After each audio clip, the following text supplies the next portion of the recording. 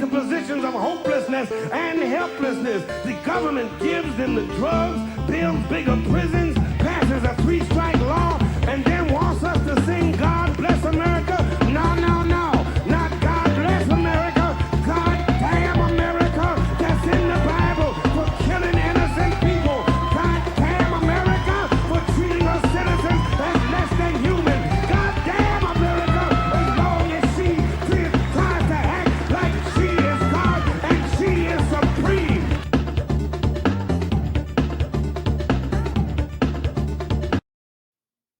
Hello, what's up? This is Jake Flores. That's Anders J. Lee. Anders J. Lee here with a finger that has a splinter, and the splinter is my hair. I'm trying to tweeze out a hair splinter. You ever have these?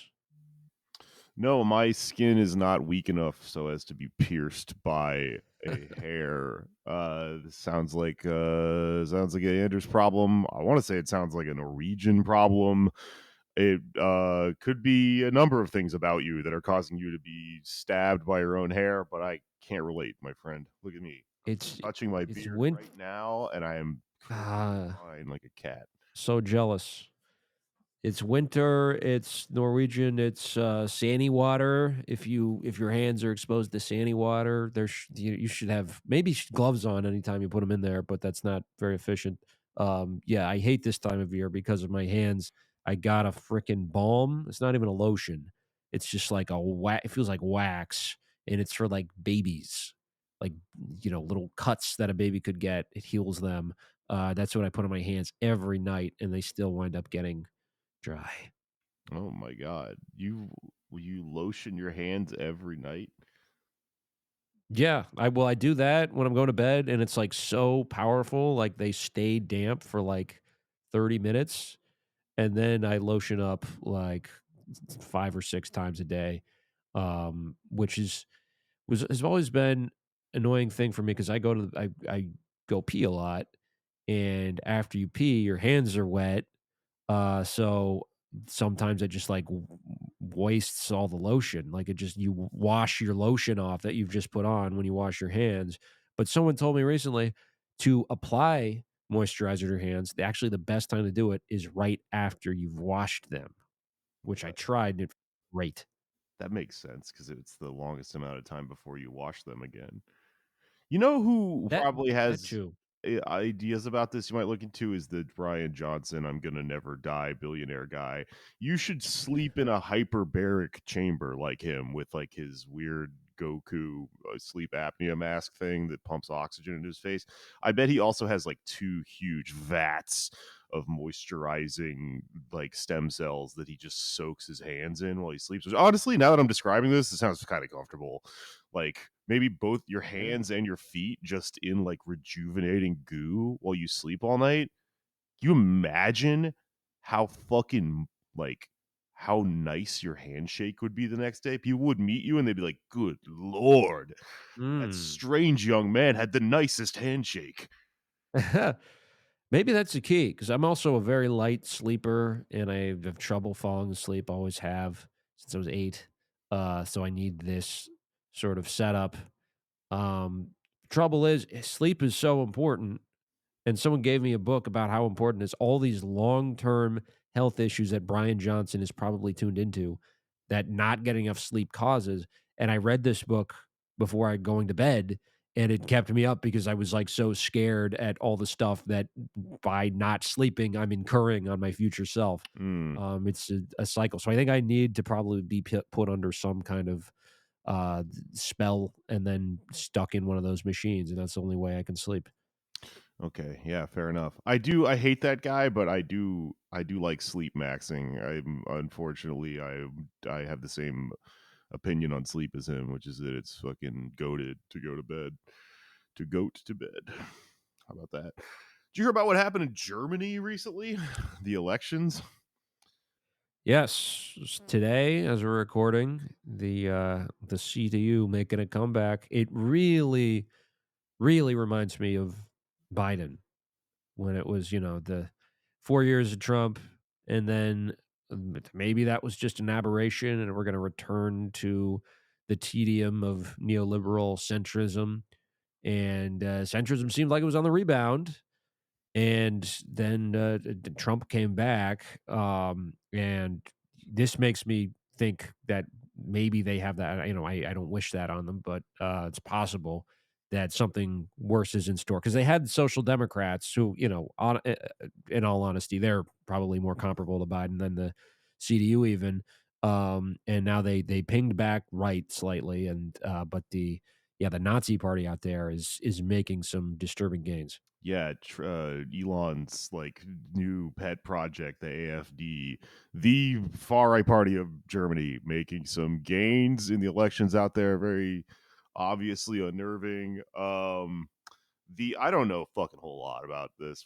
I'm way out of my depth whenever we talk to Corner Spatey about a fucking German election or whatever. So I'm not going to pretend that I understand what's happening here at all. But I did just read something about Die Linke, which is very German. It's fun to say the names of their parties. The left wing party that apparently has sort of like grasped like a percentage that allows them to be a party. You know how that's you have to get a certain percentage to They even. could they get to join the German parliament, which is called the Bundestag. I see. Okay, yeah. This is interesting. So apparently their leader is a woman named Heidi Reichenach, something like that. And she's cool. She's based. She has tattoos and loves heavy metal and campaigned on a no billionaires policy and took a picture with a chainsaw, kind of like how Elon was dicking around with a chainsaw at CPAC the other day, but instead of being There you like go. Javier Milei, I am chainsawing and gutting all the corruption in the government or whatever. I'm doing the wrong accent for him. But instead of that, I think maybe the chainsaw is meant to evoke that she's going to kill Elon Musk with a chainsaw. I'm probably projecting here a lot. Oh. I don't know. But I don't think the left-wing party is gutting the government. So I don't know why she has a chainsaw picture. It's very odd. I'm not sure if it was a direct reference or not. I'm literally just looking at Twitter. But hopefully, I have high hopes that this cool heavy metal German lady will kill Elon Musk with a chainsaw. One can They'll only have kind of a they'll have like a joust where they both have chainsaws. They'll have like a Oh, showdown. like the Texas Chainsaw Massacre 2, yeah, where they duel with chainsaws at the end. That'd be cool. Yeah, fingers crossed that that's what this means. Yeah. Could happen, yeah. Um, yeah, well, we'll be on the lookout for that, and yeah, check out Corner Spotty if you want in-depth analysis of the Deutschland elections. I was gonna correct you and say, you know what? It's actually Die Linke, but then I remembered we're speaking English. We can pronounce it however the fuck we want to, It's and Houston you can't Street. be mad at us. Yeah, Yeah, that's how language works. I You like dorks. Die Linky is the funniest way to say that to me because the word die to us means die, and to them it means the or whatever. And Linky, Uh-huh. I is what does that mean? Is it just Left. Just it's means the the left. left? Okay, Die Linky. Um, yeah, I'm not gonna learn how to pronounce German. I do not respect their language or their people. Sorry.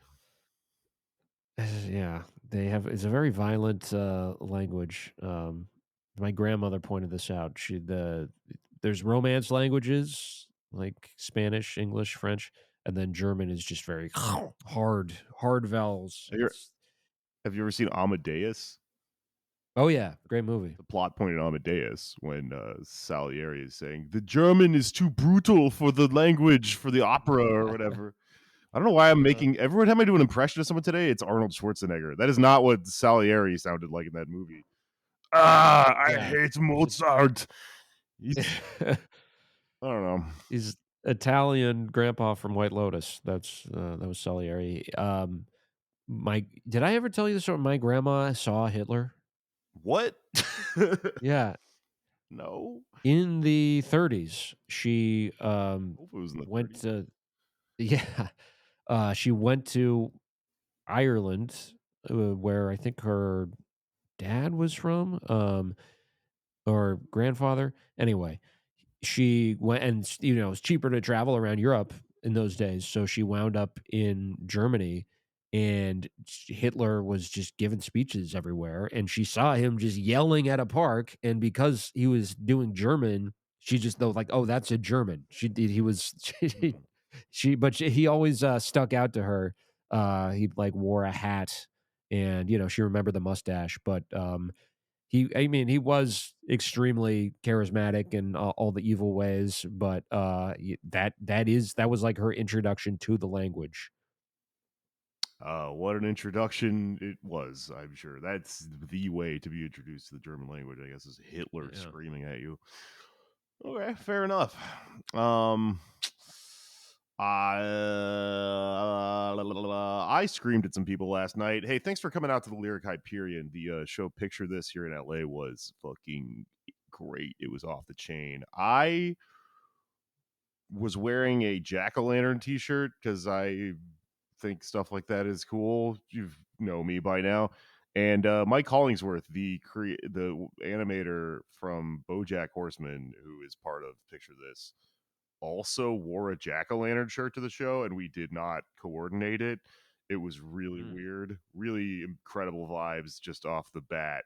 And then I met Pendleton Ward, which was fucking cool, and he drew me a little what's his face, Clancy Yancey, whatever the fuck his name was from the Midnight Gospel, and then I did a set. The premise of the Picture This is that they have an animator draw along with you, and it was an animator from South Park, and she was very funny, and she drew a lot of piss during my set. It was a piss heavy set, and a lot of, I think at one point she drew Mitch McConnell doing ketamine and stuff like that. It was really cool. So thanks for coming out. I had a great time last night. That's why I am exhausted today, because I had a good time last night. Congratulations. Thanks. That being said, I'm ready to spend my Sunday learning about fun, weird stuff from the realm of impossible to know mysteries of the deep state and the Illuminati, and why is the back of a dollar bill got a pyramid on it and stuff like that. That's what we're talking about today. Yeah. Yes, we have a special guest who is a YouTuber in the colloquial. I mean, sometimes they're called YouTubers. Some other people call them video essayists, which is, if you want to sound a little more prestigious or academic, a video essayist who has dove into the wild and terrible world of Jesse. I almost called him Jesse Epstein. That maybe he should do a rebrand. He's dead at this point, but he should have gone from Jeff to Jesse Epstein, a little, like a younger. I've just pictured Jeff Epstein, but with like the '90s JTT hair or something. Cut Jesse Epstein. it out, Uncle Jesse Epstein. Yeah. Yeah. But we're going to be talking Epstein and a lot of other interesting stuff involving, CIA, deep state, etc. But this is all stuff that is very well sourced and credibly researched and confirmed. Let's go to our conversation now with, this is his name on YouTube, Chill Goblin. We are now joined by Chill Goblin, aka James, who has a fantastic YouTube channel everybody should check out. James, thanks for calling into the show. Thanks so much for having me on your fantastic show. Yeah, I don't know why I said calling in like this is a calling daytime. One time, first time. We're radio people from the past. Yeah, it's Drive Time Radio, honk honk, zoom zoom, Indeed. lock of the week, Morning Zoo. Yeah, I always wanted to be one of those guys as a kid. They got away with so many pranks. Oh, do they have them in Canada? Oh yeah, of course. Got the Morning Zoo. It's always like some normal guy's name, and then like, and the Stooge or something. Some like a yeah. Like there's a guy they just Mad Dog and abuse. Billy, whatever. Oh yeah. Well, there's a Mad Dog guy usually, and there's also just a guy that they just like abuse sometimes. There was a guy. That's me. Punching in bag. Texas when I was doing And open the mics. cuck. Yeah, it's we're fucking his wife right in front. Is this a great prank? There was a guy when I lived in Texas, and I was doing open mics. There was a dude who was like, aspiring comedian, so he filled that role at the local radio station, and they strapped him to the top of a car and went through a drive wash. Oh my or God. a car wash drive-through thing. So the big rotating like scrubber thing came down on him and shit. Did he I live? feel like that could feel nice, but also you could possibly drown. It might feel nice, yeah. It'd be very squeaky clean after. Yeah. It was really funny Be because nice, it of was a course. radio show, so it was like There's they no just point. told people about it. No one really saw it. I remember once they were collecting feces to throw at a soccer team that had previously like played the US. It was a Latin American team and their fans had thrown urine on the American team. Can't blame them. Okay. And then so as Americans the radio show wanted to up the ante, but I think they got arrested or something. But anyway, speaking of throwing waste around, the Trump administration's in the news. Oh, Um, yes. Great yeah, segue. thank Real you. shit show, you might say. It's very much so. Yeah. It's been just hard to keep up with all the goings on. But I remember election night, all this was kind of I was realizing, we're going backward. We're gonna live under Trump part two. Trying to calm myself down. It's like, what? Maybe there's some good things about this. And I remember saying to myself at the time, well, maybe this time he's actually going to declassify the JFK stuff, which he said he was going to do in his first term, didn't really happen. And then he actually said he would, and he signed the executive order. However, the getting the stuff out, apparently it's more complicated than just signing something. There's a huge bureaucracy there. So far, Jefferson Morley, who's a reporter, has been covering the JFK assassination beat for a long time. He's giving Trump JFK a D facts, minus. whatever. JFK Facts, yep, his Substack, which they just released a report card, and overall there's a D minus from the Trump administration. I think today was like a deadline they had, and it just has not happened. James, you've done a lot of work on JFK, different theories surrounding that, what actually happened. Do you think that anything significant is ultimately going to come to light, and will we ever get like a smoking gun to where the intelligence agencies will have to say, oops, sorry, yes, we did kill the president? I mean, yeah, I mean, that's a good question. I don't know if we're gonna get like, yeah, a smoking gun. That feels kind of unlikely to me. But I mean, uh, when the Oliver Stone JFK movie came out, that uh, ended up leading towards a bunch of documents being released, and that's how we learned about like Operation Mockingbird and like a bunch of shit. Like, if anything is getting released from CIA files, even if it doesn't tell us like, oh, the CIA for sure killed JFK, we'll probably learn something. Like, any transparency as far as the deep state goes is good in my opinion. And yeah, I don't know. It's interesting. Every president seems to like promise they're going to release some JFK stuff. It just keeps getting kicked down the road. Yeah.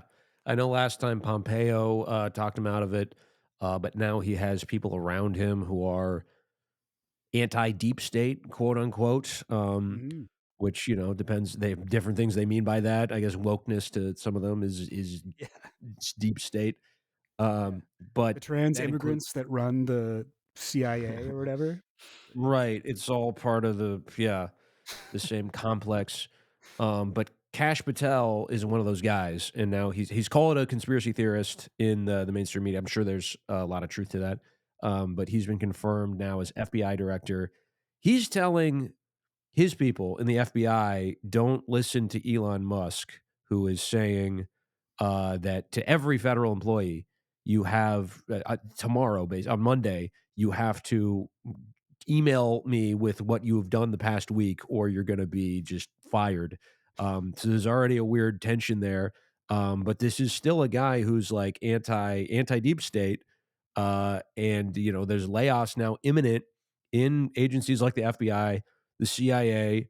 How do you think, based on your research of how these agencies and networks operate, how are they going to respond to this? And are we approaching an era where maybe we're going to have some kind of new arrangement where perhaps like the ruling class does not rely or need, it's not very useful to them to have an agency like the CIA running around. Yeah, I mean, damn, I don't know. I guess it's because isn't Tulsi Gabbard is in charge of Yeah, CIA, DNI, right? Oh, Director of National Intelligence, okay, which okay. yeah. So she's supposed to. As I understand, she's like kind of supposed to surmise everything that's happening with CIA and DHS and all this stuff, and be like a kind of a central report card, if you will. But it's like very difficult to do that because these are massive bureaucracies. Yeah, I have and a she's an question. anti-intelligence person too. Hmm? Yeah. He's an anti-intelligence person, let me Yeah. tell you. She takes Why it really does far. why does Kash Patel always look scared? You seen these photos of him that Yeah. get every time he's brought up where his eyes are really huge and he's like, ah, like what's happening? Every photo is like someone has just given him a wet willy or something. Yeah, maybe that's because I he's mean, seen all the secrets of the deep state now. Maybe. It's well, like maddening. I Maybe. I think it's also I just became way too important at my job face, Yeah, um, yeah. Yeah. Oh, yeah. Yeah. Yeah. sinking in. It's very he's Um, making a face like you make on The Office when you look at the camera. Like, oh yeah, no. He's the Jim Halpert of the Trump administration for sure. yeah. I Yeah. think it's No. very funny that the deep state or CIA, FBI, whatever the fuck, has to do like a progress report every day now. What is up with that weird rule where they made him have to write like a diary entry and say, "I Yeah. did this, and this, Mr. Trump. Please don't fire me. Is Just it Yeah. because fire him or don't fire him." Elon did something similar to that with Twitter, right? Where he was like, all the coders got to send me all the code they wrote in the last like year or whatever. Like, I don't know, like as if You could is just he gonna like send read it them a all bunch over or of something? just send them a bunch of ones and zeros and Yeah, send them, capitalized letters. He's just like, lean on the "Wow, keyboard for a few minutes. wow, Wrote all this up. You might not understand the coding language I'm using here, but it's pretty Yeah. good. real Advanced emperor Yeah, stuff. knows." maybe now is a good time for like some third world countries to try a socialist government if the CIA is getting completely fucked up by these idiots. Because yeah, it seems to be like mainly what they're good for. Yeah, what's interesting to me about this is that like they these people have the same aims as the deep state that they cast as supposedly this woke leftist thing or whatever. Oh, 100 So percent. are they just gonna make another like worse deep state? That seems to me the outcome of Yeah. this, right? Yeah, yeah. You know what? I think you're right. It's tough. I mean, uh, yeah, it's like this sort of like blending of left wing conspiracies and right wing conspiracies, where it's like the JFK stuff is like fundamentally like I think like a left wing conspiracy where it's like, did the CIA kill JFK because he was like trying to have peace with the communist world and Soviet Union, Cuba, whatever? Is that why they did it? And it's like, if you actually look into it seriously, that's the conclusion you come to. But a lot of, or it could be a conclusion you come to. A lot of people will, I guess it's the modern day kind of right wing QAnon, whatever conspiracy like soup that's just every conspiracy mixed together Mhm. is like they take I guess like the like fascists do all the time. They take left wing aesthetics, but then they Mm-hmm. take away everything that's like meaningful behind it. And so like Yeah. JFK is a huge part of like QAnon. They're always going on about JFK Jr. That's like a whole segment of the older QAnon crowd or lone gunman guys. But yeah, I don't know. It's interesting because now that they're actually in power and they're still, it's like, yeah, it's like you said, like they are anti like deep state or whatever, but they're fully aligned with their goals, and they're in charge of the FBI and the whatever intelligence apparatus.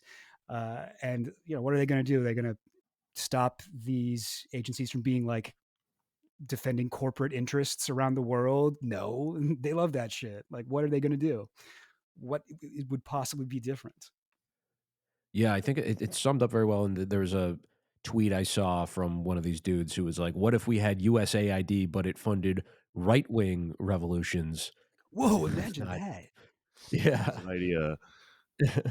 but You they, said wasn't trying to start communism everywhere. Like maybe it would be actually helpful. right. But yeah, something I try to avoid falling into is just the assumption that like, well, if a conservative or neoliberal regime grows really unpopular because of economic turmoil and unrest, well, inevitably that will mean they'll move back to the left, but often they just move further right. That's, what happened in Brazil and after 2016 was a coup there, and then they moved even more fascist and elected Bolsonaro. Perhaps a similar thing happening in Germany. It's too easy or too early to say what will become of this the next government.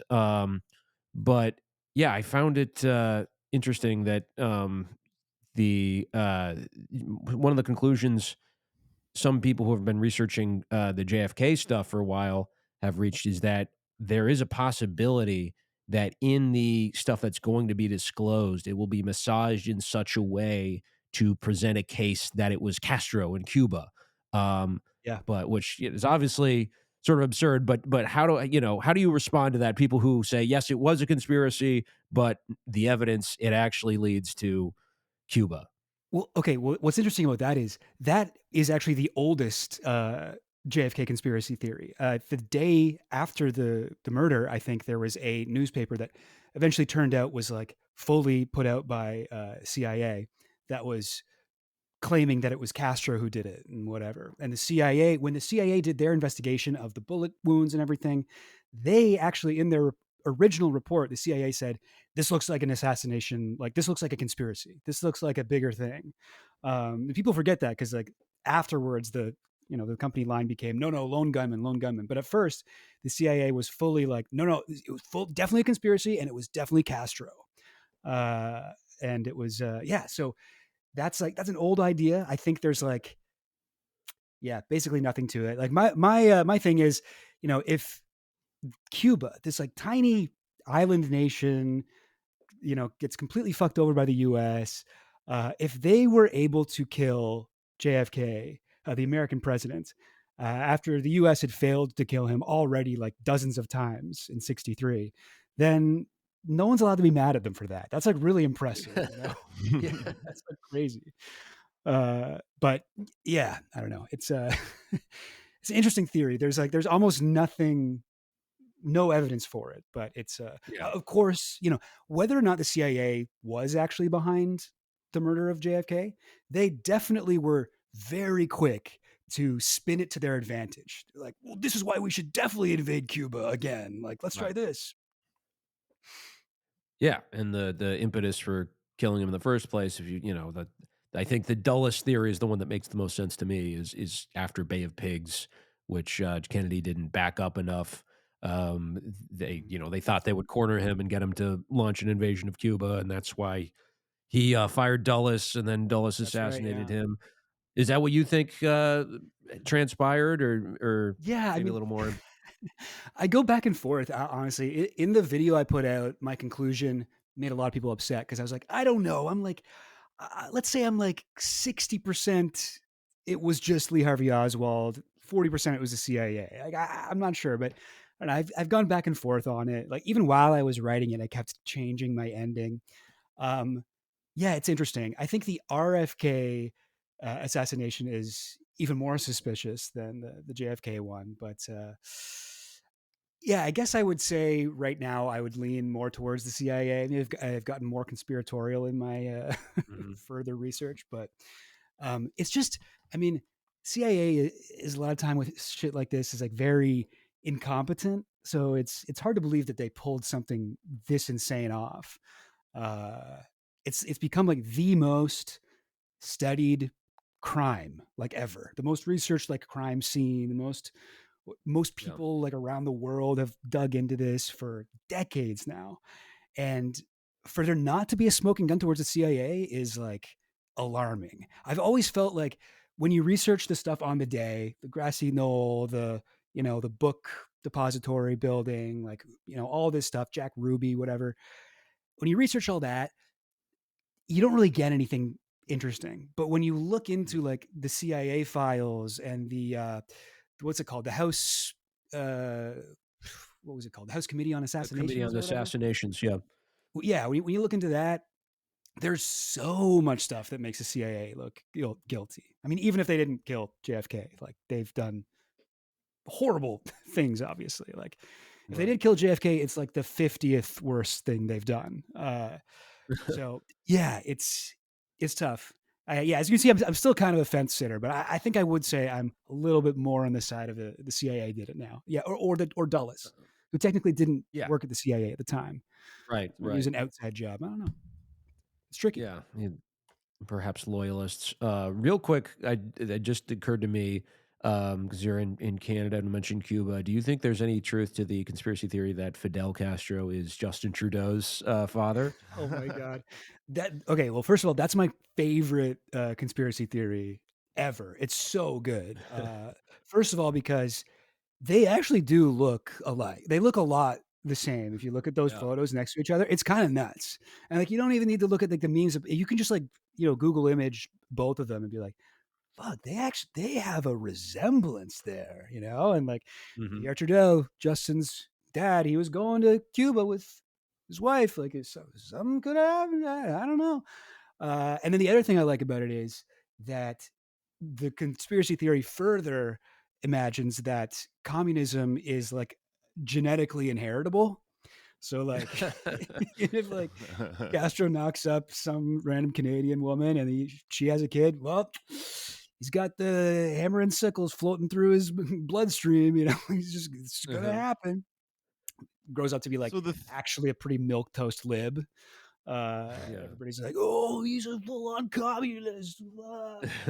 the the way that would have to work is that Pierre Trudeau and his wife went to Cuba, and then Pierre Trudeau was the cook, right? Yeah, He yeah, his Castro fucked his wife. that would be it. Yeah, yeah, yeah. Okay, I And see. the You cook know what? I think there's something to this. This actually tracks now. yeah, yeah. I mean, Pierre Trudeau was kind of like Canada's like JFK. Like he was like the cool you know prime minister who fucked Marilyn Monroe and like Oh, he did a did. bunch of Wow. shit. Yeah, he had all these like cool lines. They called it Trudeau mania while he was alive, and a lot of that brand recognition transferred onto Justin when he ran. Um, the first time I ever saw Justin Trudeau was at Pierre Trudeau's funeral. He gave a speech, and everyone was like, "Whoa, he looks so what? He looks like a real leader." Hmm. So Mm, yeah, I think he's burned through a lot of that goodwill now. But yeah, Pierre Trudeau was an interesting character. mm. Yeah.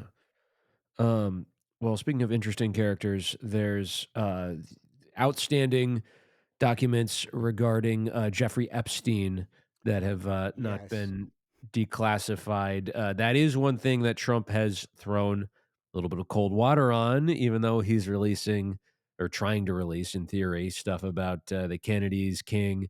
But he was Yeah, yeah, asked, yeah, I remember, about like, are you going to release the Epstein files? And he basically said, well, there's a lot of made up stuff in there, which is a yeah, yeah, weird thing to say because this is ostensibly like facts that you're yeah, yeah. releasing. But Yeah. what is he hiding there? Because you have a really comprehensive video on the Trump Epstein connection. Yeah, so I was very interested to see Pam Bondi. I think just yesterday it was on Fox News saying that she has the Epstein list on her desk right now. She's like sitting on her desk, ready to go out, whatever. Which is so crazy because the Epstein list, as far as the Epstein client list, I think was the exact wording she used. Like Mhm. the list he had of like, here's all the people I've trafficked children to, uh, like That's what as if client that's a real means thing. Yeah, specifically, like literally the predators of the kids. yeah. It's so insane because as far as I knew, the Epstein list is just like a meme that happened that started during the Ghislaine Maxwell trial, and not something that actually exists, but it's something that like a lot of like Tim Pool types, a lot of like conservative commentators are just like latched onto. Like, there's a list, and they've got it, and they're gonna give it to us, and they're holding it back. But It it's seems tacky if you're a really human funny. trafficker Yeah, to give out receipts for your yeah. sales. I just like Why would you do that? Yeah. no one is filing these things on their taxes. Come on. I'm so fascinated because it's such a crazy thing to say that you have. I wonder like what it is they're going to release. I I mean, I imagine it's just going to be something fake that doesn't include Trump. Like if it's real, maybe Trump will be redacted because he would be on there, I assume. Um, if it's like, I mean, maybe it'll just be completely fake and he'll throw like Hillary Clinton and like, Obama, whatever. Obama was a client of Epstein's back when he was a senator, like all his like Rosie O'Donnell, all his enemies. Uh, I just don't know because they have to release something. I guess right because there's no way that she could come out and say, yeah, it's sitting on my desk, and then just 4 years go by and it never comes out. Like I don't know. I guess that probably wouldn't affect them too negatively, but I don't know. It's just one of those things. Like sometimes the Trump administration like really really signals to the Pizzagate crowd, right?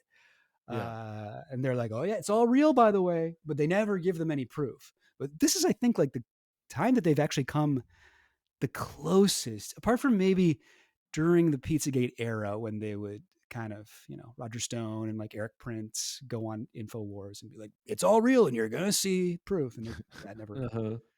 came to anything. So yeah, I don't know. I'm fascinated. I want to know what's gonna happen. Maybe if the Pizzagate world is understood to be part of the Trump administration's constituency, it's like you can't finish what you have to constantly be like, we're about to give the secrets away, they're coming. Yeah. But if you just declassify everything, then the game is over, and those people, Right. conspiracy theories need to be unending, and like there's always new information coming in and stuff, so they have That's to like true. tease it out or something. Yo, um that's very true.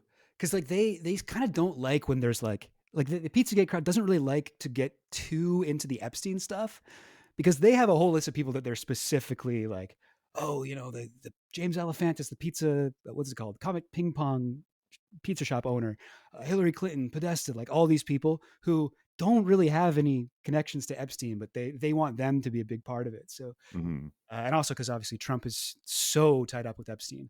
Um, so yeah, if they ever actually released something real that didn't include this whole list of people, that would, I don't know, that seems like it would be really bad. Yeah, I guess the strategy is like what's the My Pillow guy's name? Mike Mike, Lindell. yeah, Yeah, Lindell, is it Mike Lindell? Mhm. yeah. He's Yeah. like his whole thing, right? He's just like, I've got the proof. I got the proof. The voting was rigged. I've got it. It's right here. It's in this. And then he just never releases it. He's like, I'm gonna release it today. Come to my rally. Like, $200 tickets. Everybody gets a free pillow. Like I'm gonna release it live on stage. It's courtroom ready. It's well, and then just never releases anything. Um, Crazy. So I don't know. Maybe they'll pull a Mike Lindell. Maybe they'll do that move. That seems like, I don't know, the only option. I mean, maybe I'm wrong. I would love to see them release something real about Epstein, but Yeah. yeah, I kind of doubt it.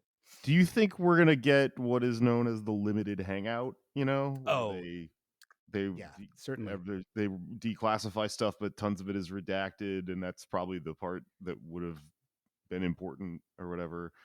Yeah, if it's Specific anything, narrative crafted that way. totally. If it's anything, it'll be that. It'll be like a partially redacted list, and coincidentally, all of the unredacted names are Democratic, politicians or whatever, so liberal celebrities that they don't like.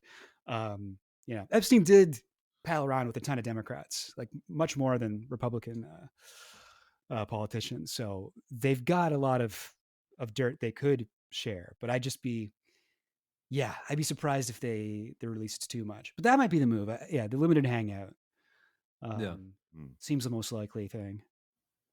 But based on what is available in the public domain through your research, obviously there's a lot of information here. But what's kind of the bird's eye view of Trump and Epstein's relationship, how they met, and how deep it went?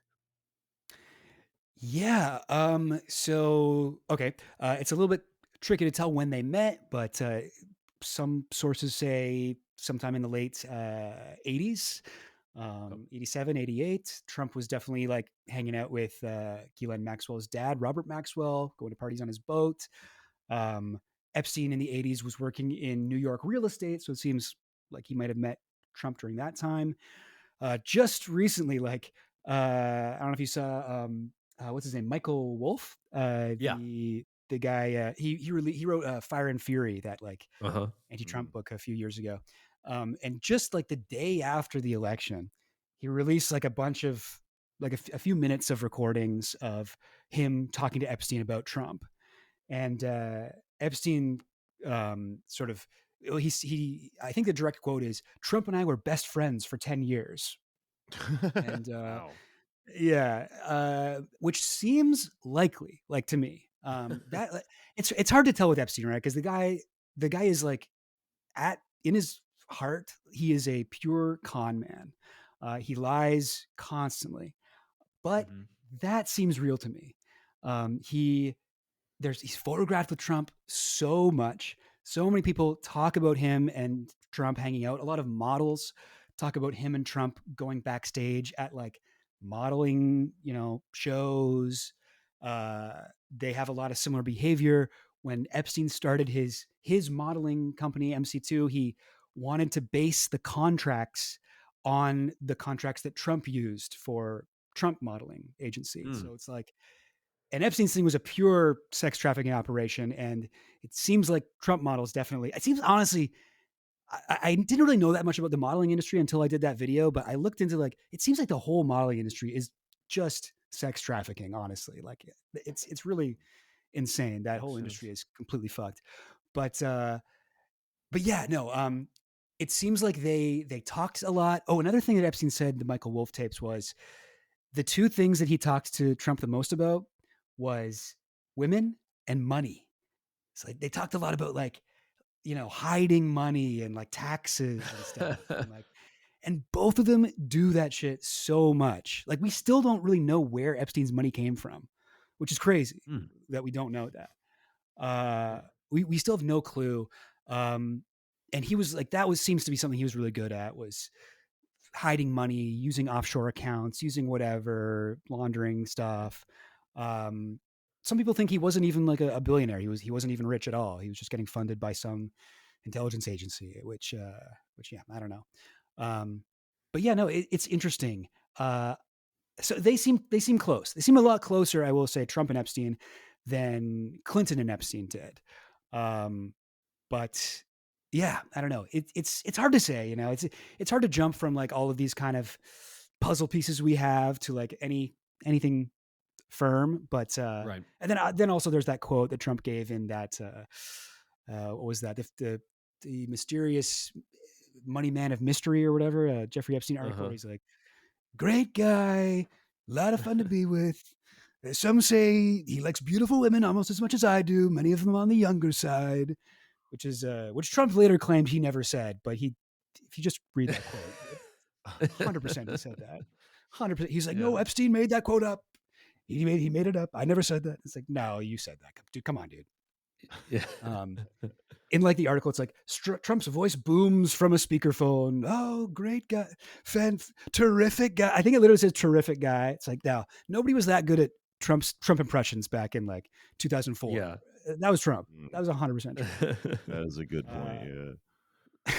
You know what I mean? So yeah. But anyway, if you want to know more, please check out my Trump and Epstein video. But Yeah. I think the bottom line, they seem to at least have been very close friends. Okay. I would be shocked if Epstein never even offered Trump, a sex trafficking victim. Like that would be Right. that'd be kind of a dick move to hold that back from your best friend for 10 years. Yeah. Yeah. You could tell him about that, but apparently he never knew. Apparently he never knew about it. It's crazy. uh, well, yeah. As you mentioned, Michael Wolff, who this came out, November. How did you find him as a source? Because there's been some criticism of the Yeah. way he does journalism, but a lot of he does Yeah. cover a lot of this stuff, and he did talk to Epstein. So how do you negotiate Michael Wolff, if you will? It's so frustrating to like read his stuff, because I read like a bunch of his books. I mean, I didn't read the whole thing. I just kind of control after the Epstein parts, but so much of it is about. I did read all of Fire and Fury. I read that when it came out. I was like, "What?" I was like reading all the excerpts from it, and a lot of it I think has been like debunked or whatever. But a lot of it has not been verified, but just rings so true. Uh, And as it turns out, now we have some recordings of Epstein talking to him. Epstein was like a major source for a lot of the stuff in Fire and Fury, a lot of the dirt Mm. on Trump. And I don't know if you guys have ever read his stuff, but a lot of it is kind of hilarious because he's like describing these like crazy meetings between like he'll talk about Steve Bannon talking to Ehud Barak, former Israeli prime minister, and Epstein, and they're all having this secret conversation and they're saying all this crazy stuff. And it's just, how did you get all this? Like, what the hell? But then we just found out in November. Oh, it turns out it's because he was there too, because Michael Wolff was the guy who introduced Epstein to Bannon and like hung out Really? with the two of them a lot. Yeah, he introduced Epstein to Bannon. Bannon recorded, I think, I forget what the number of hours. It was like 90 hours or something like that. Recorded 90 hours of interviews with Epstein, and also apparently was giving him like advice on how to do a press conference to make himself look innocent, which is crazy. And Wow. there's a trailer that Bannon put out I'm going to put out a documentary about Epstein. He put out a trailer for it, but he never released the actual interview tapes. Really insane. Okay. This is One of just the pieces of one group advice, of good.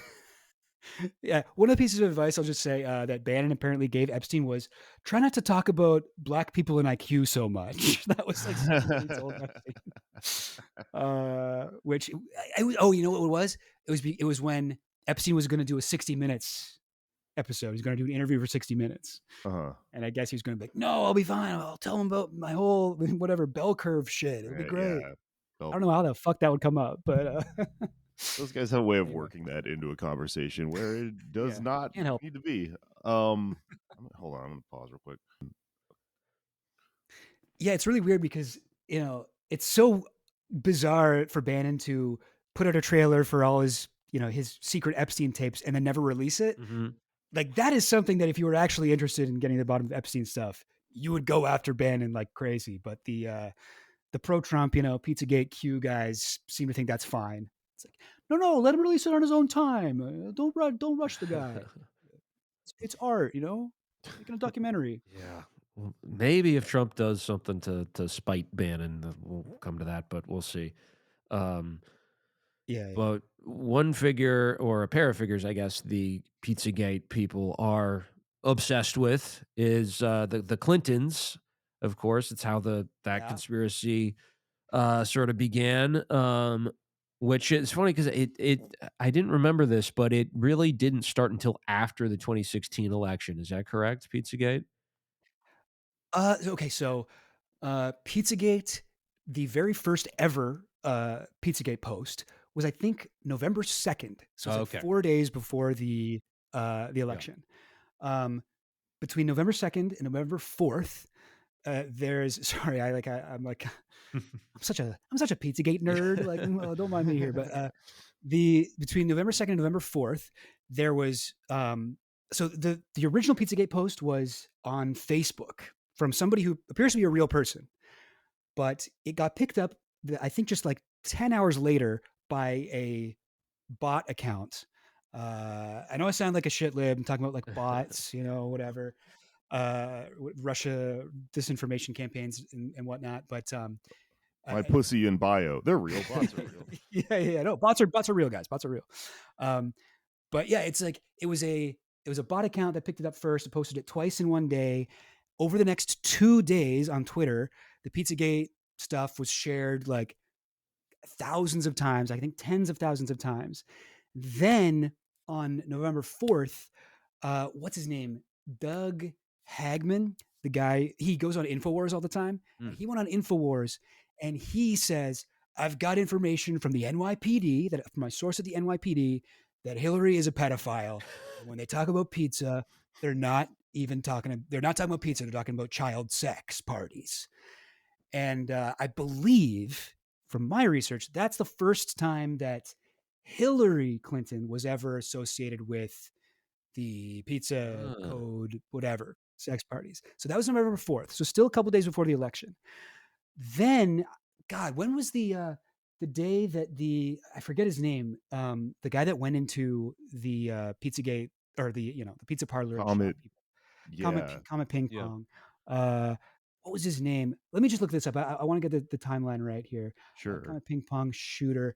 Because Solid that Ping was Pong, by one. the way, great restaurant, great Oh, have you venue. been? I did stand up there twice. No I way. delivered Oh my Yeah, god. I Wow. delivered a pizza from there actually. So I was I bet you did. I know about it. I have a document on you, no, I would dossier on when Anders. I'm gonna limited hangout it. I was doing deliver. I would come down to DC was when my girlfriend and I were first dating, and because she lived there and I didn't, but I would bring my delivery bag with me and do app deliveries, and one of them was from One Comet. So it's there were no. I mean, unless they really did a good job of hiding children in the crust, I think this was a cruelty free, or at least human trafficking free, you know, in pizza.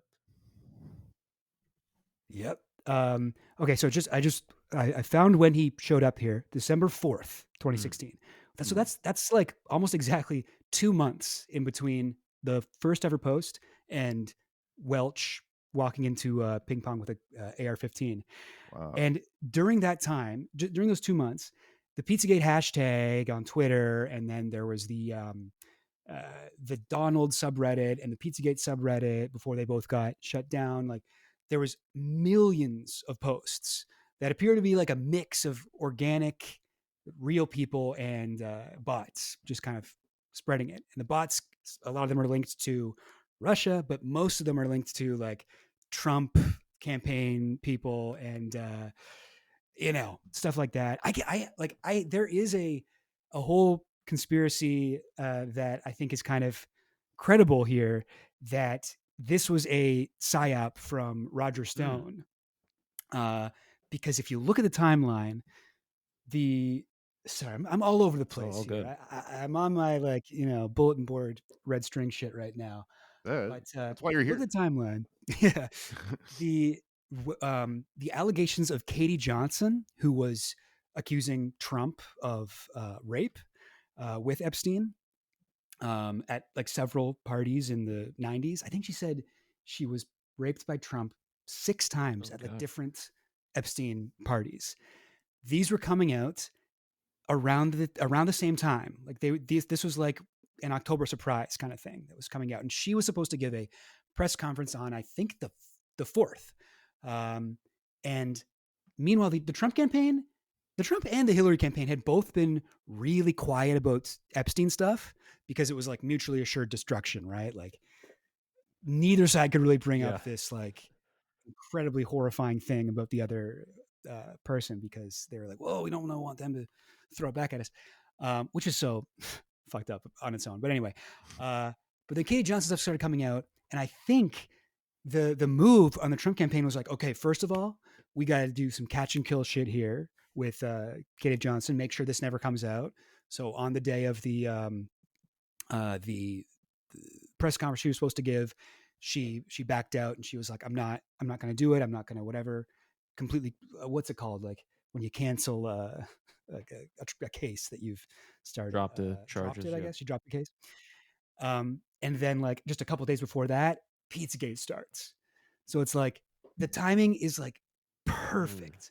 And if you look at Roger Stone on InfoWars, he's always like hinting towards this. Like even before all this happens, he's like, "Oh, it's going to happen." There's an email that we have of Roger Stone sending to uh, what's his name, Eric Prince. Yeah. You know him, Blackwater. the Betsy Yeah. DeVos's Yeah. brother. Eric Prince was one of the early, I think on the 5th, November 5th. We're talking about like such a tiny little time frame here, right? I think on the 5th, he went on InfoWars as well. And or was it InfoWars? It wasn't with Alex Jones. I think it was another InfoWars show. But he went on InfoWars and he's talking about Pizzagate. And he's like, yeah, no, I'm talking, and he's like kind of a more credible guy in the eyes of a lot of people than like Stone and stuff. And definitely than Hagman. But he's saying, yeah, no, I've talked to the FBI. I have sources in the FBI and the New York, the NYPD.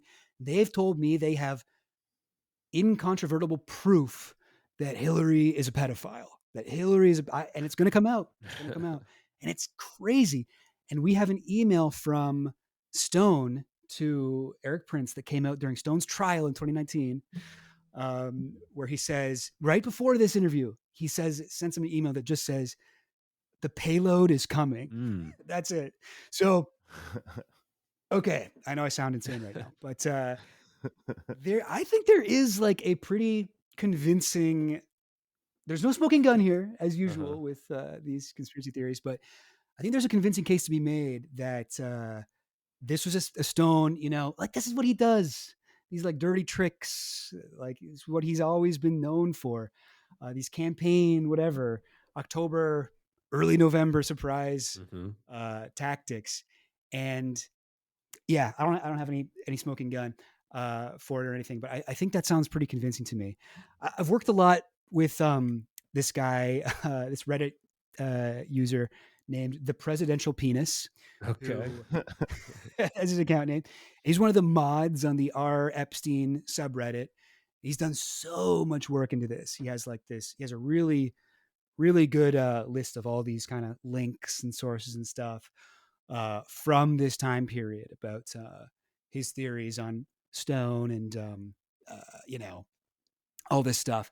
And yeah, I don't know. I've come to the conclusion that this is like the most likely explanation for the start of Pizzagate. Interesting. Yeah, it really is interesting. I don't know. It's a whole thing, but anyway. Yeah, That's really. I mean, that paints a pretty credible picture. I think. so. Can I ask you about the bots a little bit? That's interesting because I feel like you touched on something that it's probably pretty true. There's probably something to dig into here, which is that like leftists were also mad at liberals for reducing everything that we've said to, oh no, that was bots, right? There's no such thing as the left. That was just Putin and his bots. I got called a bot on Twitter. Like people were like, "Yeah, okay, bot," like like by some lib or whatever. So like, yeah, I get it. Like that was annoying. And there's this like pitfall on the left that happens from this, where anytime the liberals like something or utilize something, we then overcorrect and we're like, well, bots aren't real at all. Right. Yeah. And so when you were saying that, I was just thinking, oh yeah, I pretty much just put that shit out of my mind, like when that happened. But there definitely were bots. Maybe the argument here is more for us to say like it's irrelevant to what we're saying and stuff like that.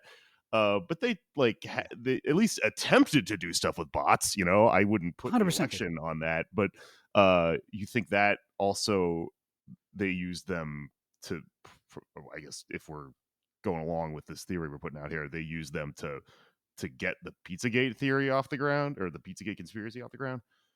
Yeah, I mean, like I'm 100%. I mean, I shouldn't say I'm 100% sure, but I'm 99% sure this is the case. I think one of the best pieces of evidence for bots being a part of this, one of the easiest to understand things is, so we're talking these sort of 2 days between November 4th, first Pizzagate post, hundreds of thousands of, or I don't want to exaggerate, but let's just say thousands of posts on Twitter from accounts that we can assume are bots because they post like 70 times a day for years. And they're just posting nonstop about Pizzagate and kind of like building this sort of web of things and retweeting each other and whatever. Yeah. That's happening from November 4th, November 5th, and like on. But those 2 days, November 4th and November 5th, if you look at Google Trends, so Google Trends, bots don't go on Google Trends. Bots don't search stuff. Real people search stuff. So this is where you can kind of get an idea of like when real people become involved, right? If you look up Google Trends, Hillary pedophilia, you look up those for November 4th and November 5th, there's nothing. It's zero. It's 0 out of 100 on like their scale. But then on November 6th, when Hagman and Stone are on InfoWars, it shoots up to 100. So that's when real people become interested in this. But during those first 2 days, you can tell, like, I think very clearly, very convincingly, that these are bots. Yeah. These are bot accounts that someone is like, okay, I need to get this theory like out there quick. Like we have to flood the space. We have to get everything out there. And like, yeah, it just seems so clear to me, but like frustratingly difficult to get like an actual smoking gun. Yeah. Yeah, does that make sense? Totally. No, that seems very deliberate. Yeah, The what you described there, the first 2 days with it not having a Google Trend fucking what do you yeah. call it, like record or whatever. And like Um, bots are not, you don't need to be like an elite hacker to figure out bots. Like you could be a guy like Roger Stone who like if you go to Roger Stone's YouTube channel, which he has, it has like 2,000 subscribers or something. Like it's really small, but wow, he we have almost that much. yeah, he uploads his like interviews on Fox News or whatever, and it's just him recording on his phone, like his TV, like on his YouTube channel. So he's not like a tech savvy guy, but even someone like him could be like, how can I make a theory blow up on Twitter? What if I paid a bunch of people in like a third world country to post, like make a bunch of accounts with a bunch of different phones with like spoofed IPs, whatever it is. Like maybe he wouldn't know the technical details, but he's like, and I just got to get this to any happen. That's so any easy. like person in the modern world with a fucking uh, a weekend to kill can figure out how to hire a bot farm. Like I know people who have done Yeah. this for various reasons. Doing stand-up Yeah. Me comedy, too. like Me there's too. these like contests that you're in sometimes where there'll be like Oh yeah. oh, you can make How it to many the followers do final you have? round if you we're gonna do a survey and who picks your favorite one or whatever. And the fucking person who wins is usually somebody who just like for some reason in some local comedy contest has like 7 million people that voted for them or something, and it's like they fucking figured out a Yeah. bot farm. This also happened recently. I was talking to a bartender friend about this, and he was telling me that he worked for some stupid little small business tyrant shitty bar owner that, you know, we all fucking sat around after work and talked shit about, and we're like, oh, this person's a slave driver, you know, just working Yeah. bullshit. Yeah. But they had this really like not good cocktail that was the thing that, you know, they made the flagship drink of this bar, and we're all like, this like sucks, this is like, recipes don't make any sense because we, you know, we were bartenders, we enjoy the craft of making drinks. And I was talking to my friend about this, and he was like, oh yeah, no, she hired a Bangladeshi bot farm to vote that the cocktail of the year in like the local, you know, culture magazine or whatever. Uh, yeah, totally Oh believe no. Roger Stone could do the same thing. Yeah. Yeah. It would just be like the first thing you would think of. Yeah, I also do stand up, and I have known people to do the same thing where they get, it's like suddenly they've got like, well, how the fuck did this guy get 100,000 Instagram followers and he gets like 12 likes on every post? What the hell's going on Yeah. there? Yeah, it's a real problem in democracy and the stand up world. You know, crazy. Equally yeah, egregious. It's hard to say. It's hard to say which one's worse. Yeah, don't go up against Roger Stone in a comedy contest. In a comedy competition, no, it's all bots, all bot votes. Also, I mean, he'd probably be pretty funny, let's be honest. Honestly, did you see what he posted today about the Apprentice movie? No. You know the What'd he Apprentice say? movie where it's like Trump and Roger Stone, or sorry, not Roger Yeah. Stone, and Roy Roy Cohn. Cohn, yeah. Uh-huh. Roy Cohn played by Jeremy Strong, the guy from Succession. From Succession, yeah. Roger Stone posted just today. He's like, "Listen, I knew Roger Stone. He was one of my good friends, and I hate to say it, but Jeremy Strong should get an Oscar for this for this role or whatever." He's like, "I gotta say, he nailed it. He nailed it. Crazy vouch there. If I were Jeremy Strong, I'd frame that. That's amazing. That's It, better than an Oscar, honestly. it is a That's great so movie. funny, man. I really Oh, liked it. so good. I Yeah. loved it. It's I got to be loved it. so And weird to just be like one of these people and see a movie and see someone from Succession playing your friend. Yeah.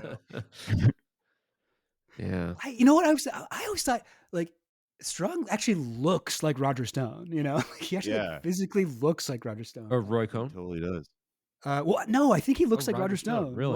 more than Roy Cohn. If they Interesting. gave him like a little prosthetic nose, he could play it Oh. perfect. He's got the beak Strong. for sure. Yeah, he could. Yeah, But anyway, no, he was great in that movie. And the other guy, Winter Soldier, whatever his name is, he nailed that Trump thing. Like, Yeah.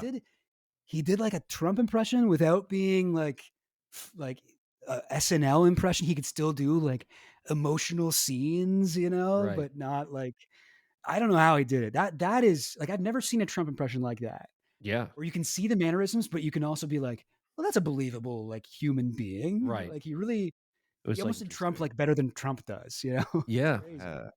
Dramatized Trump. Hard to imagine. I Yeah, haven't seen it yet, so I'm excited to watch. it's good. Can I ask you a I question? recommend it. As long as we're fucking shooting the breeze about Shooting the conspiracy shit. theories. Keeping We've it. talked all the big hits, the classics. Do you have any? Do you have any weird conspiracy theories that are more esoteric that you've discovered in this thing Uh, you do? yeah, definitely. I mean, like, yeah, I'm so fascinated by conspiracy theories. I I've done like a lot of reading on CIA shit. I think that looking into CIA coups was the thing that like turned me from like a liberal to a leftist. Sure. Really made me be like, oh shit, like the game is rigged and like it's completely fucked what's happened here. And a lot of stuff that's been like declassified uh, is so insane, and people don't know about it. But I'll give you like, here is I think maybe this may be the most insane conspiracy ever. Uh, so during the CIA coup of Indonesia, they had, or I guess pre-coup, when they had Sukarno was the leader of Indonesia. I think I He know was this one. Yeah, okay, you guys may have Good heard this though. one. Please tell it. Oh, It's very funny. so good. Yeah. So Sukarno was the leader of Indonesia, and he was also I just used this phrase for Pierre Trudeau, but he was kind of like the JFK of Indonesia. He was like a Uh, good-looking president who, cheated on his wife all the time, kind of openly, and was really well liked in the country, and was not a communist at all, but was just, he wasn't like sufficiently um he didn't hate communists enough in Indonesia. He let people who were communist live, which to the CIA meant that he was communist, basically. So that we got to get rid of this guy. And CIA, something that they do all the time is get a whole plan going without really researching the country. And they're like, we're going to release a sex tape of yeah. Sukarno and make people not like him. And they made a fake sex tape with a actor who wasn't so the guy playing Sukarno wasn't even Indonesian. He was, I think he was Colombian. He's some kind of like Latino guy. So again, like American, like racism, whatever. Like, yeah, he's like a brown guy, whatever. You won't Yeah. be able to tell. Get Johnny Depp to play him. Yeah, Johnny, it's some guy in like Fucking Pacino or whatever. Yeah. So they get this video made, and they to direct this. This is the most insane part of the whole thing. They got to direct this movie, this fake whatever compromat porno, was Bing Crosby, the White Christmas singer. Yeah, Wow. Bing Crosby, who is not a director. I don't think he directed stuff. And like, what? First of all, okay, so the whole thing is so crazy to me. It's like, why get this guy? Like, if I wanted to make a realistic looking, like whatever, like porno, I wouldn't get like a professional Hollywood guy to just Yeah. put a camera on a stand. Like, why would you want it to look like it's, is there like a dance sequence involved or something? Like, what is happening here? Why do you need to get these pros? But they got Bing Crosby and Bing Crosby's brother, who I forget who his name is.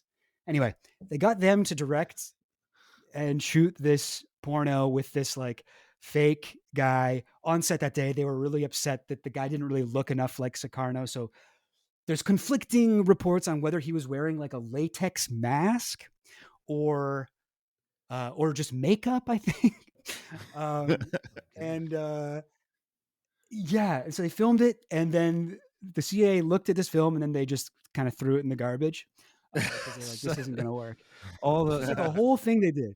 So the whole thing they did. one So of many great filmic works of arts that just been scrapped on the cutting room floor or put in yeah. saved. Oh Coyote, God, the Roadrunner versus Coyote movie that got deleted off those servers with Oh, Hollywood.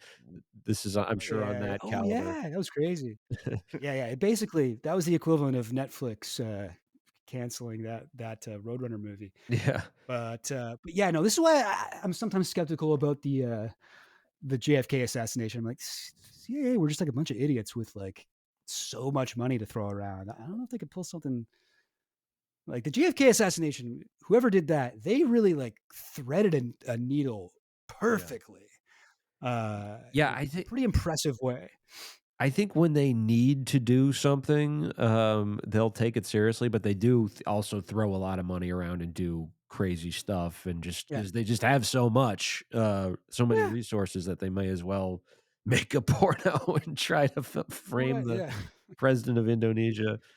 Um, You they guys know talk the about that. acoustic kitty? Sorry. No, what's that? Have you heard about this? The No. acoustic kitty. This is another CIA thing. They wanted to train cats to spy uh, What? That's for them. Yeah. adorable. Yeah. Yeah. Yeah. It's so I want to cute. train cats to spy too. Yeah, right. It's so cute if you only know that part. Every other thing you learn about it becomes less cute, because they wanted to train cats to spy on people. So they were trying to do it on people who were sitting on the Soviet embassy in DC, like out on the whatever the front benches and stuff, talking. They wanted to train cats to go and have microphones attached to them that would record stuff.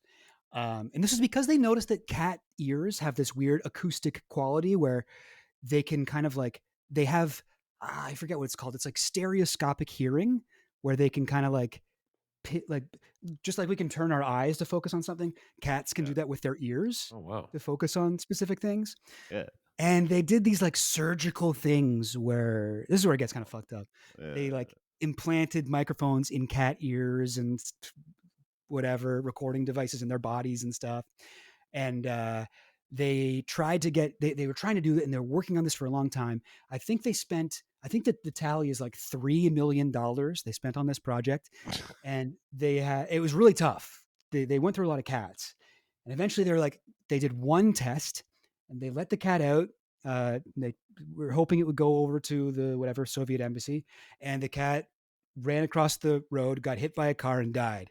And that's the that they scrapped the project. I could have told So you can't train a fucking cat. yeah, anyone who's seen like 2 cat memes on whatever like Facebook knows you can't train a cat. Cats be like this, whatever. I saw a video once of like during like MK Ultra, or like what is that other one, that like fucking military facility where they dose people with tons of acid. One of the fucking acid things that the CIA did. Yeah, MK that Naomi? might be MK Ultra. MK Ultra is like the Okay. blanket Well, term. MK Ultra, but there's like another one. The name's escaping me. There was like a fucking base. Midnight Climax. There was a documentary about it. Errol Morris did, about the guy who's like, they took my dad. Oh, that guy. yeah. Oh yeah, Wormwood or the- whatever. Yeah. yeah. Yeah. That was- Anyways, they dosed a cat with acid, and it's fucked up to see. Its hair is like standing up, and it's just like, what the fuck is happening? They need to stay away from cats. The CIA. I'm sorry. They should get the cats and dolphins. yeah.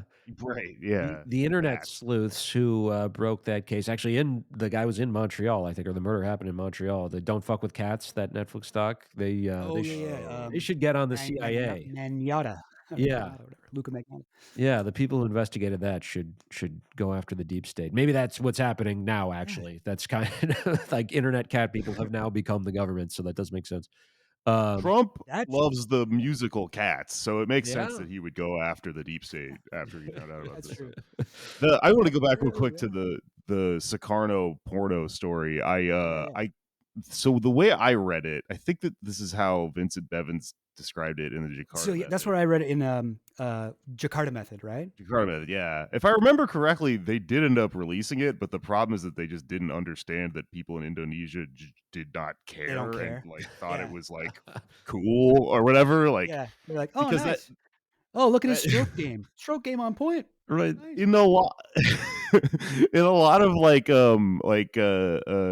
third world like Asian countries that like the president will just be in movies and stuff. It's just like a norm that we don't have here. There's like this taboo we imagine that would exist in other places, and it just doesn't. I had a friend who grew up in the Philippines, and he was like, yeah, our president's just in movies all the time, like so I think that might be what happened there is they just like overestimated Yeah. that there would be this like socially conservative taboo against the president fucking, and no one gave a shit. I do remember that. I remember that part as well. And also, like, I think I remember um, there was something about Sukarno was like balding. And the thing that he was really scandalized by was that and he always wore a hat, but this video showed him Was he without a hat on and he fucking was in like a hat? bald. And he was like, no, no, he was. So they did it to embarrass him because he's like, look how bald this guy is. Right? But, Okay. but if it ever got released, why isn't it on Pornhub right now? You know, like I don't understand. Right. Yeah, Like fair it enough. can't have got. I mean, maybe it did. I don't know. If it did get released, oh my god, I would love to see it. I would love Yeah. to watch that shit. But Maybe it wasn't very I good, don't you know. I don't know? remember. But yeah, Maybe you're right. I remember that aspect where they just didn't research the whatever the cultural vibe over there. yeah. You know, because the CIA, what is it? It's a bunch of these weird, like uptight, button down, Yeah, fucking Protestant, Christian guys. like Yeah, like Protestant yeah. weirdos Yeah. who are assume other people share their like weird Right. Hmm. neuroses about stuff like that. Like Yeah, no one cares. Well, if there were to be an American president who had not just a sex tape, but like a highly produced sex tape with good set and sound and all that stuff, I could see it being Trump maybe doing something like that. But the other person who really seems like that would be something he'd be into, Bill Clinton, who, Oh yeah. of course, you have a whole video on Epstein and Clinton's connection. This kind of flew under the radar a few months ago, but he finally addressed the allegations that he has cavorted with Epstein and had sex with sex workers who were underage. What did he say, and how do we know that he is lying in what he said in his new book? So so this one is a little bit hard to describe without sounding like an insane person as well. But yes, so he put out a book. There's two pages about Epstein, and this is, to my knowledge at least, the only time he himself has ever directly addressed the allegation or whatever the questions people have even about Epstein. The only time he's ever spoken on Epstein since Epstein's arrest. And um, it's two pages where he just is like nothing. I did nothing. I didn't know anything about him. I hung out with him a couple of times. I always thought he was a weirdo. I used his plane for a few humanitarian missions. There's a specific part of it. I break it down in intense detail in my video on Bill Clinton and Epstein. But to give you I don't know, a high level overview or whatever, he says he's talking about the island. So Bill Clinton and the island. This is something that like gets brought up all the time by QAnon people, Pizzagate people, and just people who have legitimate questions about the case, because there are three people who have placed him on the island. One is his chief of staff in the 2000s, Doug Band, has said yes, Clinton traveled to the island in 2003. I didn't go with him, but he did go there. One is one of Epstein's contractors, a guy who worked on the island. He did like, I think he set up like his Wi-Fi and stuff, his internet. He did his like, I don't know, telecom tech support stuff. He said he saw Bill Clinton and Epstein hanging out on the island. And another one is one of Epstein's victims, Virginia Giuffre, who says that she had dinner with Clinton, with Bill Clinton, Ghislaine Maxwell, and two young girls who looked. She didn't know how old they were, but she said they looked like they were under 18, and they're from New York. Two brunettes, young-looking brunettes, under 18, and these are the only three people he could be talking about. In his book, he says, someone once claimed I was on the island, but it was a former staffer who was upset with me, and he knew he was lying when he said it. So that's Doug Band, definitely. And then he says, another person said she saw me on the island, so he said she, so we know it's Virginia Giuffre. But she later said in a deposition that was released early 2024 that she never actually saw me there, and it was just she had heard from someone else that I was there. And so we know he's talking about Virginia Giuffre, but when I read that, and this just came out in November, when I read that, I was like, "What the fuck? No!" Like, I mean, I've read all of, I think I've read all of Virginia Giuffre's depositions, and like, I would remember a part where she said that, because I also know she's told this story multiple times, at least 4 times. She's told the same story of meeting with Epstein on the island, or sorry, meeting Bill Clinton on the island with Epstein, and about the dinner, about the 2 girls. Sometimes she talks about seeing Bill Clinton walking towards his cabana with the 2 girls under each arm, and it would be wild if she had ever said, "Actually, I only heard it. Sorry, I only heard it from a friend." I don't know, and that might not be true. That would be crazy. And so eventually came to find out that this was not. So there was a deposition released early 24, like he said, where she's being questioned about another thing she said in an interview about Bill Clinton coming to the island in a helicopter. And they say, "Were you on the helicopter with Bill Clinton when he came?" And she said, "No, I just heard that he was on it because Ghislaine Maxwell told me." And she said, "Oh, so you never saw him come to the island in a helicopter?" She says, "No, I only heard it from Ghislaine." But I don't know if this makes sense to, to people, but the reason this is not saying she never saw him on the island is she's just talking about how he traveled there. She's saying, "I wasn't on the helicopter with him. I just heard he traveled there with a thing." But if you do want to cut the 2 lines of this interview out of context, you could make it look like she's saying, I didn't see him come to the island, but I heard that he was there from Ghislaine. If you just post that, you could be like, "Oh, so she didn't see him there." But if you read the full exchange, it's clear she did see him there. She just wasn't on the helicopter with him. And yet, in his book, which came out just a few months ago, he's saying, "Oh, it turns out she said she never saw me there," which is a lie. That has to be a lie. But the way he says it, the way he kind of lays it out, he never says her name, even though there is only one person it could be. He never, he's had a lawyer look it over, right? Like he's trying to be careful, I think. It's not something you could really accuse him of libel for. I mean, I don't know. Maybe you could. I don't really know the laws, but he's careful with it. But at the end of the day, when you're as obsessed with the case as I am, you can see pretty clearly that this is a lie, and this is his move, right? This is Clinton's like, I smoked, but I didn't inhale, whatever. Definition of is. When he said that, it The depends what the definition of definition is, is. Yeah. I did not have sexual intercourse with that woman. And he's like, later he's like, "Well, I have a specific definition of sexual intercourse is only when you do something that makes the woman happy. That's when sex is." It's like, what the fuck? Like, anyway, it's like, believe me, she did not enjoy it. That's not sex, okay? That's not sex as far as I'm concerned. That literally was his like a defense for why he said that. But anyway, so yeah, this is his move. He just, when he gets backed into a corner, he'll lie. And another thing that really pissed me off about this is the end of these 2 pages. This isn't really but the end of his 2 pages, the very last thing he says about Epstein is, "I regret ever spending time with Epstein because," and you're like, "Oh, maybe because Epstein and there's so many documented cases of Epstein using his closeness to Clinton to like intimidate, his victims or whatever, intimidate people into becoming his victims, whatever.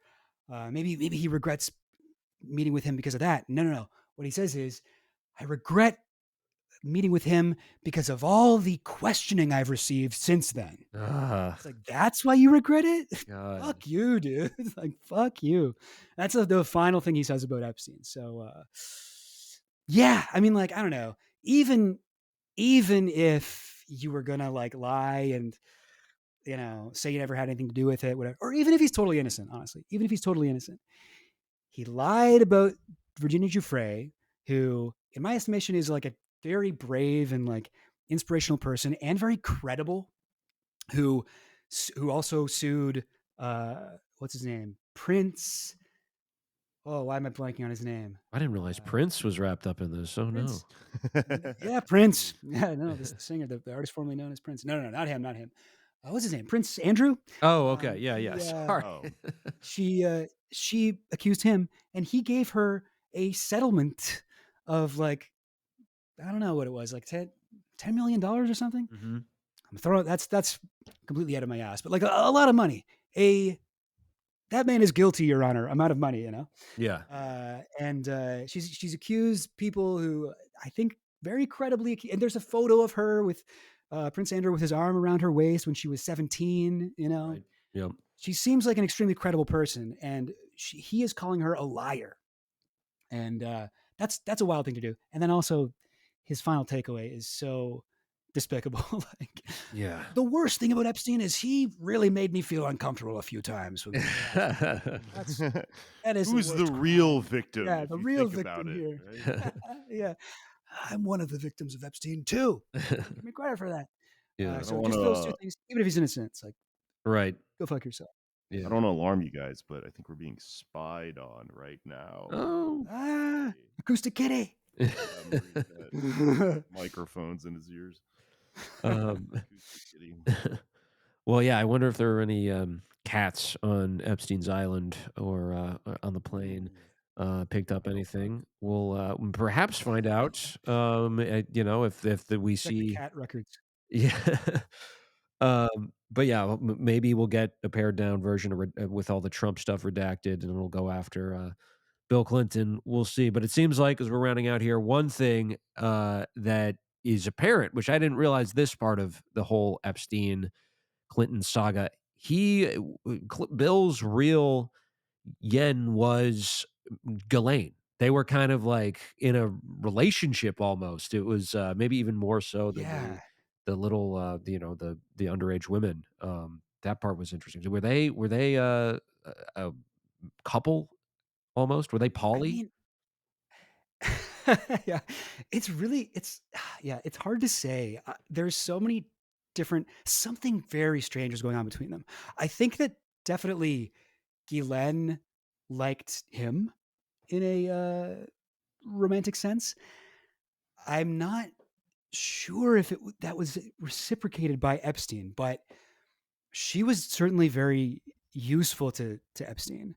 She gave him access to a lot of people, and I think she like helped him like learn about stuff. Learn about, I mean, like how to behave around the hyper elite people that he ended up befriending and stuff, because she was born into wealth and born into this elite stuff. But Epstein grew up like a poor kid in Coney Island or whatever. So he wasn't as familiar with this world, and it's hard to say. Um, I mean, certainly they like Guylaine was like participating in the abuse, Right. in like orgies with these underage girls and Epstein, and like training the girls on what to do and how to pleasure Epstein properly, and um, recruiting for Epstein, going out and getting people. Like, it's so fucking weird. She's like this. Guylan's like a very charismatic person. Like, everyone liked her. Even like Vicky Ward, who has done, is one of the people who's written about Epstein the most, is like, I gotta admit, I like Guylaine. Guylanne's cool. She's like written that. She's cool. She's funny. She's a good hang or whatever. Like, everyone liked her. She's rich. She's hanging out with all these people. Everyone loves Guylaine. Why did she become so wrapped up in Epstein's world? Like, why was she using her talents to like talk to high schoolers and trick them into becoming sex slaves? Like, Yeah. that is one part of this that is so odd to me. But Mhm. there are like, some of her friends have said, Guylaine like told me she was like starving herself because she wanted to be more attractive to Epstein. Good. She said, and she joked that like, listen, this is in poor taste as a joke, but Ghislaine was Jewish. She could get away with it. She was like, I'm on the I think she said I'm on the Holocaust diet or something like that, or the Oh no. Auschwitz diet or something like that. Oh man. I'm not Jewish. I feel uncomfortable. I don't want to do that joke justice and really deliver it. But Yeah. she said that. She was like, "Yeah, You're my not telling the guy, he joke. likes." You're repeating the Listen, I'm joke. butchering. I'm Yeah. butchering it. Just- Ghislaine would say it way funnier, but yeah, she would say Ghislaine's like like, things he's like that. butchering my material up there. Come on. Tell it like Yeah, this. Ghislaine in prison's listening to this podcast. Come on, I said it was way funnier. Oh Like God. Lenny Bruce. Yeah. Well, yeah, when they're reading his stuff out in court. Yeah. But yeah. Anyway, so it seems like she was like there's a lot of stories that seem like Epstein was not really into Ghislaine. You know, she was a lot older than his type, and like even when they were kind of together, he would be publicly dating other like models who were like 20 or 22. Right. You know, But going to parties with them and stuff. do you think I Bill didn't realize it though, was like was Ghislaine Bill's like secondary or Oh, something? And sorry. Is that what you're asking? yeah, sorry. My bad. Yeah. No, all good. Okay. So sorry, misunderstood. Yeah. I mean, that is, no. This is all good information. What we have here is a love yeah. triangle that would make Yeah. a really That's a love triangle. okay It's a TV love, show. love's triangle. And then there's also another part of the shape that's just like dozens of children, you know, Yeah. that are not like, Yeah. whatever. But, yeah, I mean, there's no, as usual, there's no smoking gun, but Sure. it's so believable, right? Doesn't Yeah. that seem like something like Ghislaine and Bill, I think, are two kind of birds of a feather, right? Like, they're both super like outgoing and like, they both got this like, I don't know, camaraderie, this charisma that they're amazing in conversation with, they're amazing at parties. People talk about that with Clinton and Ghislaine. Um, they're the life of the party, right? Like Yeah. it makes sense that they'd be drawn to each other and they'd be whatever. And it also makes sense for knowing Ghislaine's like MO, just like getting closer to these elites. Like that could be, I mean, an explanation for maybe Bill didn't molest anyone. Maybe this is the reason why he was always around, because he was with Hanging out Ghislaine. with Like, Ghislaine, yeah. yeah, like Well, I for don't know. one, I ship them. Is the term Yeah. people use. Yeah. You've got all the like anime fan art of the two of them on your Twitter and stuff. I hope they get together by the end of the show. Pro Could shippers, yeah, for sure. I ship them, but at gender swapped version. Yeah, definitely. Yeah. Cool. Gil and Belaine, yeah.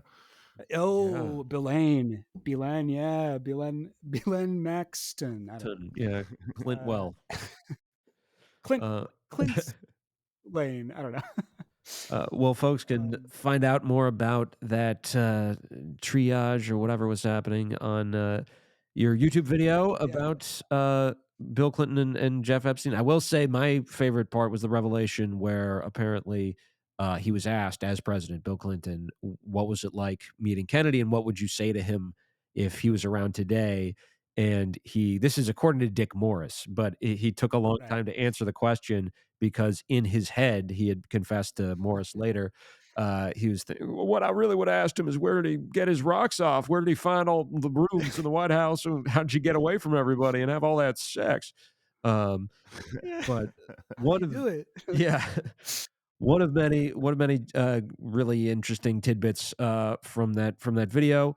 But James, thank you so much for joining us. Where can people find you and your stuff? Guys, thanks for having me. This is a blast. Great to be on here. You guys can check me out on YouTube, Chill Goblin, or also I guess on Twitter, also Chill Goblin, and Patreon. I guess that's the thing I should be plugging most, really, if I want to survive off this stuff. But, yeah, Chill Goblin everywhere. Yeah, thanks for having me, guys. Yeah, Cool. thanks for doing the show. Yeah, thanks for coming by. Very fun stuff. Always a good time plunging into the dark underworld of conspiracies and Epstein and everything.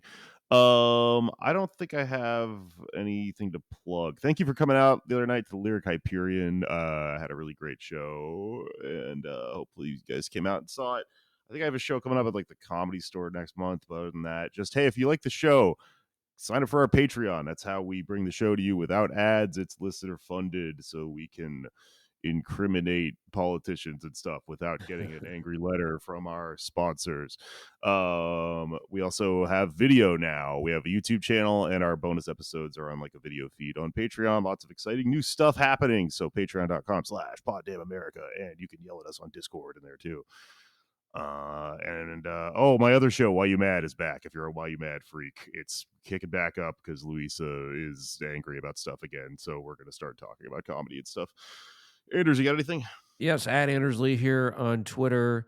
My other show, which is also on YouTube now, The Vanquished, about failed presidential candidates. And if you're in New York City, the next paid protest, DSA monthly comedy fundraiser, is going to be March 7th. We're raising money for the Immigrant Justice Working Group. Got a lot of funny comics on the show. Friend of our show, Gabe Pacheco, Gastor Almonte, Mika Mo, a lot of funny people will be there. So come on out. We'll put the ticket link in the description. All right. It's finished.